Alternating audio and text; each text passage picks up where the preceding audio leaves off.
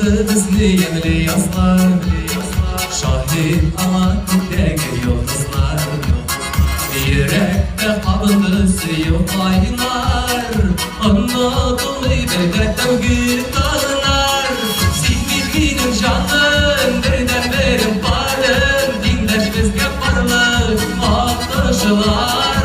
Bağım yıkım yıllar, nereye bulsun yollar, ayırmasın büyük yazmışlar. Sen benim canım, nereden benim varım, dinleş bizge parlık aktaşlar. Bağım yıkım yıllar, nereye bulsun yollar, ayırmasın büyük yazmışlar.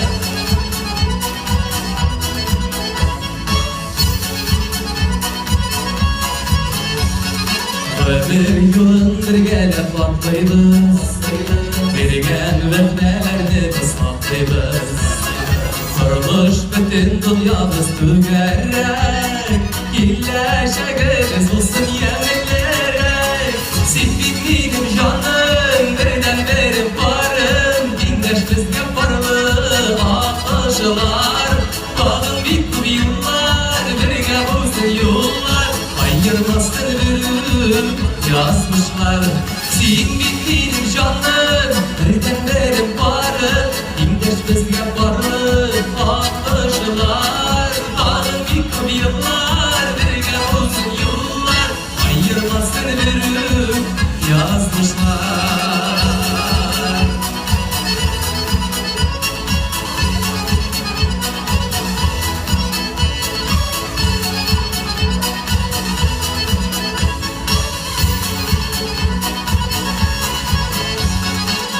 Yaz günü bulup kaplamasın, beslerimiz bizim toplanmasın.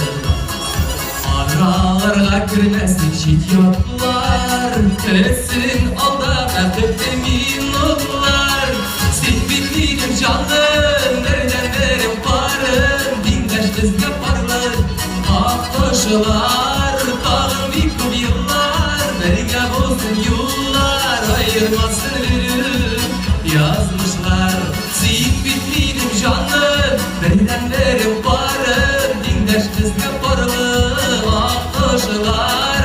Bağım yıkım yıllar, nereye bulsun yollar, ayırmasın büyük yazmışlar. Ayırmasın büyük yazmışlar, ayırmasın büyük yazmışlar.